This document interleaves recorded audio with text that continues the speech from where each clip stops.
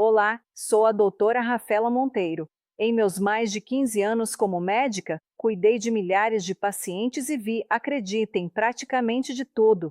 Já comemorei recuperações que pareciam impossíveis e já estive ao lado de famílias em seus momentos mais difíceis. E toda essa experiência, todos esses anos na linha de frente da saúde me ensinaram algo que quase nunca se diz em voz alta. Às vezes a medicina mais sábia é saber quando simplesmente não se deve fazer nada. Hoje vou compartilhar com vocês algo muito pessoal, algo que vai na contramão do que muitos pensam e que certamente vai surpreender muita gente. Vou revelar os 5 check-ups médicos de rotina que eu pessoalmente, depois dos 70 anos, nunca faria em mim. E não digo isso por capricho nem por descuido. Digo com o peso de 3 décadas de evidências e de ver as consequências de uma medicina que, às vezes, na sua obsessão por encontrar tudo, acaba fazendo mais mal do que bem. Esses exames que nos vendem como o que há de mais moderno em prevenção podem nos jogar em uma espiral de ansiedade, procedimentos invasivos e complicações que nos tiram justamente aquilo que mais valorizamos na idade de ouro, a independência e a qualidade de vida. Então, se você tem mais de 70 anos ou se seus pais ou avós estão nessa faixa etária, fique comigo. Eu não só vou dizer quais exames evitar, como vou explicar o porquê com histórias reais de pacientes meus e com dados científicos que não deixam margem para dúvida. E o mais importante, vou mostrar as alternativas, as estratégias mais seguras, inteligentes e muitas vezes mais simples para cuidar de verdade da sua saúde, para viver mais e principalmente para viver melhor. Não se trata de ter medo de médicos, trata-se de ser um paciente informado que assume o controle. Vamos começar. O primeiro check-up da minha lista é talvez o mais tentador de todos, o escaneamento corporal completo. Você o vê anunciado em clínicas executivas, prometendo uma avaliação da cabeça aos pés com o que há de mais avançado em ressonâncias ou tomografias. Parece incrível, não é? Uma foto completa do seu interior para pegar qualquer coisa antes que dê as caras. É a promessa do controle total. Mas a realidade, meus amigos, é bem diferente e com frequência perigosa. Vou contar a história do João, um paciente meu, 74 anos, um homem cheio de vida. Jogava golfe, viajava com a esposa, aproveitava os netos, estava saudável, sem um único sintoma. Um dia, o filho, com a melhor das intenções, deu de presente de aniversário um check-up executivo que incluía um desses escaneamentos. João foi mais para agradar o filho do que por outra razão. E foi aí, justamente aí, que começaram os problemas. O laudo do exame chegou com uma frase de gelar o sangue. Observa-se pequena lesão indeterminada de 1,5 ppm no rim esquerdo. Lesão indeterminada. 2 palavras que são uma bomba de ansiedade. Da noite para o dia, João passou de homem saudável a paciente com uma lesão no rim. O médico, seguindo o protocolo, o encaminhou ao urologista. O urologista, para ficar tranquilo, recomendou uma biópsia. Uma biópsia de rim não é brincadeira. Envolve introduzir uma agulha longa pelas costas até o rim. Tem riscos, sangramento, infecção, dor. João, corajoso, aceitou. O resultado demorou uma semana que ele e a família viveram em estado de pânico. E o veredito final: angiomiolipoma, um tumor benigno, totalmente inofensivo, feito de gordura, músculo e vasos sanguíneos, que jamais teria causado o menor problema. João não ganhou nada, ao contrário, perdeu. Perdeu a paz, se submeteu a um procedimento invasivo e arriscado e causou uma angústia enorme à família. O caso dele não é exceção. Tristemente, é o que costuma acontecer. E aqui vai o dado científico que muda tudo. Estudos mostram que até em 86% dos idosos saudáveis que fazem um escaneamento de corpo inteiro se encontra alguma coisa. 86%. A grande maioria desses algos, como o do João, é o que chamamos de incidentalomas. Achados casuais, benignos, sem importância, manchas no fígado, cistos nos rins, nódulos nos pulmões, cicatrizes do tempo que estão ali há anos que nunca se tornarão um problema. O verdadeiro problema é que uma vez que você encontra algo, ativa-se o que chamamos de cascata da intervenção. O achado gera ansiedade. A ansiedade leva a mais exames. Os exames podem ser invasivos e ter seus próprios riscos. e tudo pode terminar em tratamentos ou cirurgias totalmente desnecessários. Essa bola de neve começa com um exame que nunca deveria ter sido feito. Além disso, se o escaneamento for uma tomografia, um TAC, estamos falando de uma dose considerável de radiação que pode equivaler a centenas de radiografias de tórax. A radiação se acumula e, embora o risco de um único exame seja baixo, não é zero. Por que assumir esse risco sem um benefício claro? Então, qual é a alternativa inteligente? A resposta não está numa máquina, mas em algo muito mais humano: a avaliação geriátrica global. Isso não é um simples check-up, é uma conversa aprofundada com um médico que entende como envelhecemos. Em vez de caçar fantasmas, focamos no que realmente importa para a qualidade de vida: a função. Nessa avaliação, a primeira coisa que fazemos é um rastreio de fragilidade. Não é um insulto, é um conceito médico fundamental. Medimos coisas simples como a velocidade ao caminhar ou a força de preensão das mãos. Esses marcadores predizem a saúde futura muito melhor que qualquer imagem. Se detectarmos uma fragilidade inicial, podemos agir com exercício e nutrição para revertê-la. Depois, e isso é essencial, fazemos uma revisão detalhada dos medicamentos. É incrivelmente comum ver idosos tomando 10 ou mais comprimidos prescritos por diferentes especialistas. Muitas vezes, sintomas como tonturas ou confusão não são uma nova doença, e sim efeito colateral de algum desses remédios. Enxugar essa lista pode fazer milagres. E, por fim, avaliamos os hábitos de vida, alimentação, sono, atividade física e conexão social. Esses são os verdadeiros pilares da prevenção. Uma dieta anti-inflamatória e exercício regular previnem mais doenças do que qualquer escaneamento. Essa avaliação não cria ansiedade, ela devolve poder, não busca problemas teóricos, otimiza a sua saúde real. Então, da próxima vez que você vir um anúncio prometendo o mapa completo da sua saúde, lembre-se do João e escolha a sabedoria de uma avaliação centrada na pessoa, não na imagem. O segundo check-up que eu evito como a peste é a ressonância magnética cerebral de rotina por esquecimentos leves. É o pão de cada dia no consultório. Um paciente de 75 ou 80 anos vem muitas vezes trazido pelos filhos porque esquece nomes de atores ou não lembra porque subiu ao segundo andar. Os típicos esquecimentos da idade não se perdem, não se desorientam, administram o próprio dinheiro perfeitamente. Mas o medo do Alzheimer é tão grande que a família exige uma ressonância para ver o que está acontecendo lá dentro. Quero que vocês entendam isso. Pedir uma ressonância nessa situação é quase sempre uma péssima ideia. É abrir uma caixa de Pandora da qual só sai a ansiedade. Apresento a vocês a Lúcia, 78 anos, uma mulher brilhante, leitora voraz, que começou a notar que às vezes tinha dificuldade para encontrar a palavra exata. A filha, muito preocupada, a convenceu a fazer uma ressonância. No dia em que leram o laudo, o mundo da Lúcia desabou. O radiologista descrevia atrofia cortical difusa leve própria da idade e focos dispersos de gliose na substância branca. Para o médico, esse laudo é basicamente a descrição de um cérebro normal de 78 anos. É como dizer que uma pessoa dessa idade tem rugas ou cabelos brancos. A atrofia é uma leve redução do volume cerebral normal com o tempo. As lesões de substância branca são como pequenas cicatrizes que vão se formando, muitas vezes por uma pressão arterial que ficou um pouco alta durante décadas. São achados esperados. Mas para Lúcia e a filha soou como sentença de morte, atrofia cerebral, lesões.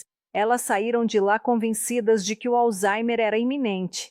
A partir desse dia, Lúcia mudou. Passou a duvidar de si mesma. Abandonou o clube de leitura com medo de não lembrar um nome. A ressonância não lhe deu um diagnóstico, roubou a confiança na própria mente. E aqui vem a bomba. Em estudos com pessoas acima de 75 anos completamente saudáveis, 94% das ressonâncias cerebrais mostram resultados alterados, quase todas. Se examinarmos 100 pessoas saudáveis dessa idade, 94 sairão com um laudo capaz de semear pânico. O problema é que essas imagens não se correlacionam bem com a função real da pessoa. Já vi pacientes com ressonâncias que pareciam um campo de batalha e uma mente afiadíssima e o contrário também. A imagem não é a pessoa e o pior, o resultado da ressonância não muda em nada o tratamento para esquecimentos leves. Não existe comprimido que reverta a atrofia própria da idade. Então, qual é a alternativa sensata? A ferramenta mais valiosa é um simples teste cognitivo de 10 minutos no consultório. Testes como o mini-exame do estado mental ou MOSE. Pedimos ao paciente que memorize 3 palavras e desenhe um relógio. É simples, rápido e nos dá uma informação funcional valiosíssima. Se o teste sai normal, podemos tranquilizar a família com alto grau de segurança.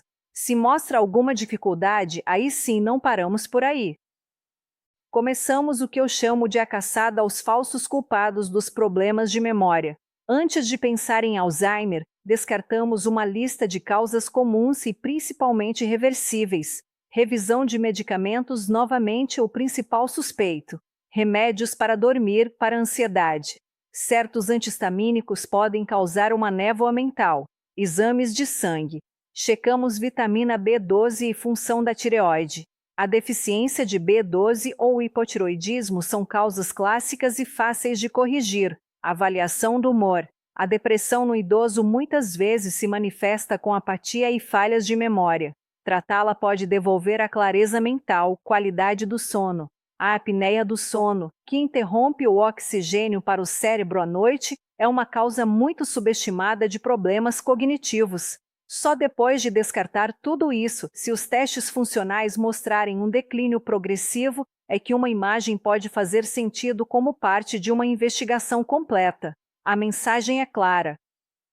Diante de esquecimentos leves, não corram para a máquina de ressonância. Corram para um médico disposto a conversar, avaliar a sua função real e buscar causas reversíveis. O terceiro check-up na minha lista negra é o teste de esforço cardíaco de rotina. Estou falando de colocar uma pessoa com mais de 70 anos que se sente bem, sem dor no peito nem falta de ar, para correr numa esteira só porque chegou na idade de fazer o exame. Essa prática, embora muito comum, está cheia de problemas e pode ser perigosa. A história do Paulo deixa isso claríssimo. 72 anos ativo, jogava tênis e caminhava todos os dias, 0 sintomas cardíacos. Ia operar uma hérnia e o protocolo do hospital incluía teste de esforço para todos acima de 70 anos. Paulo não entendia. Se ele conseguia jogar uma partida de 2 horas, por que precisava correr numa esteira? Mas protocolo é protocolo, não é? Durante o exame, Paulo começou a sentir uma pressão no peito. O eletrocardiograma mostrou alterações duvidosas. O cardiologista interrompeu o teste e, diante de um resultado duvidoso positivo, recomendou o passo seguinte, um cateterismo cardíaco. Cateterismo é invasivo. Introduz-se um catéter por uma artéria até o coração para visualizar as coronárias.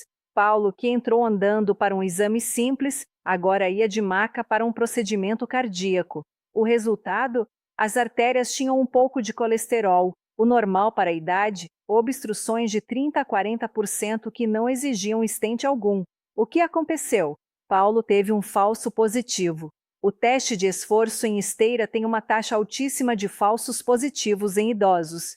Pode dar resultado anormal por 1000 razões que não são uma obstrução perigosa, mas o dano já estava feito. Colocaram em Paulo o rótulo de cardiopata, prescreveram um punhado de remédios e o pior, ele passou a ter medo de esforço. Abandonou o tênis. O exame que deveria protegê-lo roubou sua qualidade de vida. E isso sem contar que o próprio teste pode, em raras ocasiões, provocar arritmia ou infarto. Então, qual é a alternativa lógica? Primeiro e fundamental, ouvir o próprio corpo. O melhor teste de esforço é a vida diária. Se você consegue subir 2 lances de escada ou caminhar em passo firme, sem dor no peito, você já está fazendo o seu teste de esforço todos os dias. É crucial aprender a reconhecer os verdadeiros sinais de alerta. Dor no peito ao esforço, falta de ar desproporcional, tonturas. Se aparecer algo assim, procure atendimento. Aí sim, um exame está indicado. Agora, se queremos avaliar o risco futuro, existe uma ferramenta muito mais moderna e segura, o score de cálcio coronariano. É uma tomografia simples com baixa radiação e sem injeções que dura cerca de 5 minutos. Ela mede a quantidade de cálcio e colesterol endurecido nas paredes das artérias. O resultado é um número. 0 significa risco baixíssimo de infarto nos próximos anos. Um número alto nos mostra que é hora de levar a prevenção muito a sério. O score de cálcio nos diz qual é o nosso risco, não se a artéria está obstruída. É uma ferramenta para guiar a prevenção, não para disparar procedimentos invasivos. Meu conselho: não deixe que coloquem você numa esteira por via das dúvidas. Confie no seu corpo e, se quiser refinar a avaliação de risco, pergunte sobre o score de cálcio. Chegamos ao quarto check-up e este é provavelmente o mais polêmico, porque a colonoscopia é uma ferramenta fantástica, mas sua utilidade depende da idade. O exame que eu não faria de rotina é a colonoscopia depois dos 75, 80 anos, se meus exames anteriores foram normais e se eu não tenho risco especial. Que fique claro, eu não sou contra a colonoscopia. Eu a recomendo sem hesitar a partir dos 45 ou 50 anos. Ela previne o câncer de intestino ao permitir remover pólipos antes que se tornem malignos. O problema surge quando aplicamos essa lógica em pessoas muito idosas. Em medicina, sempre precisamos pesar benefício contra risco, e em um octogenário a balança tende a pender para o risco. Deixem-me contar o caso da Célia, 79 anos. A última colonoscopia dela aos 70 foi normal. O sistema do consultório acusou que já estava na hora de repetir. Célia não tinha sintomas, mas era obediente. O preparo para o exame foi uma tortura. Litros de laxante que aprenderam no banheiro a noite inteira, deixando-a fraca e desidratada. Para alguém da idade dela, isso já é um risco. Depois vem a sedação, que em idosos tem mais risco de confusão mental ou problemas respiratórios, mas o risco que tira o sono dos médicos é a perfuração intestinal. Com a idade, a parede do intestino fica mais fina. O risco de um rasgo com o endoscópio, embora baixo, 1 ou 2 casos em cada 1000, dobra ou triplica em maiores de 75 anos. E uma perfuração é uma emergência que exige cirurgia de grande porte, muitas vezes com colostomia, a famosa bolsinha. Para uma pessoa de 80 anos, uma operação dessas pode significar o fim da independência. Agora, qual é o benefício? Prevenir um câncer que, se aparecer, demoraria de 5 a 10 anos para causar problemas. As principais diretrizes médicas já recomendam suspender o rastreamento de rotina entre 75 e 85 anos. A lógica é simples. É mais provável que a colonoscopia cause dano do que salve alguém de um câncer futuro se a expectativa de vida for menor que 10 anos. Claro que isso não vale para todos. Se há histórico familiar, pólipos prévios, etc., a decisão é outra. Mas para a pessoa média, seguir fazendo o exame por sistema é um risco desnecessário. Então, o que fazemos? Esquecemos o intestino? De jeito nenhum. Saímos do rastreamento invasivo e vamos para a vigilância inteligente.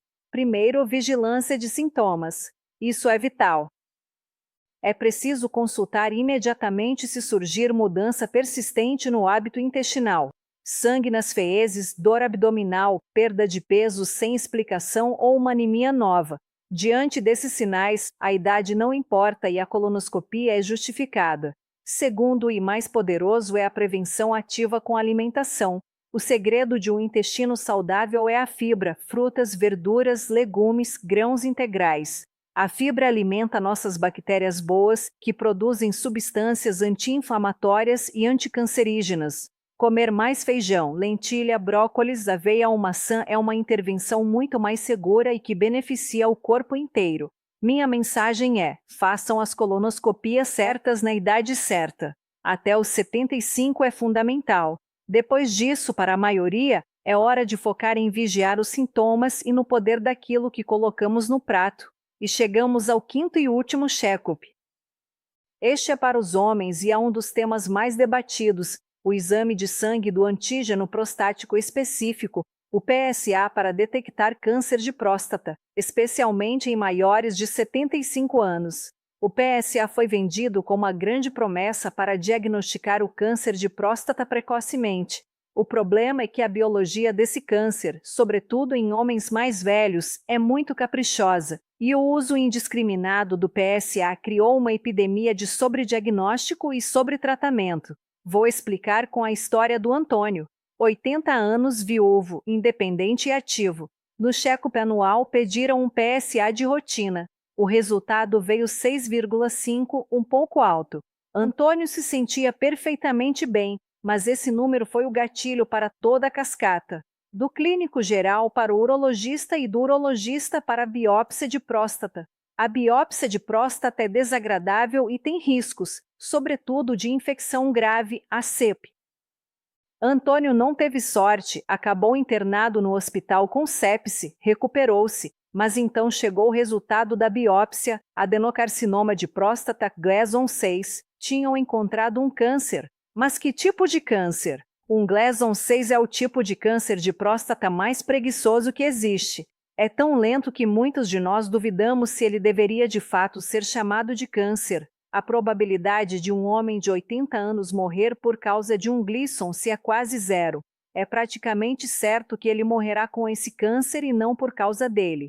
Na verdade, autópsias mostram que até 80% dos homens de 80 anos têm focos de câncer na próstata, sem que isso tenha afetado em nada suas vidas. Mas disseram ao Antônio que ele tinha câncer. E diante dessa palavra, as pessoas querem tirar o câncer. Apesar de lhe oferecerem vigilância ativa, acompanhar sem tratar, a ansiedade falou mais alto e ele escolheu fazer radioterapia.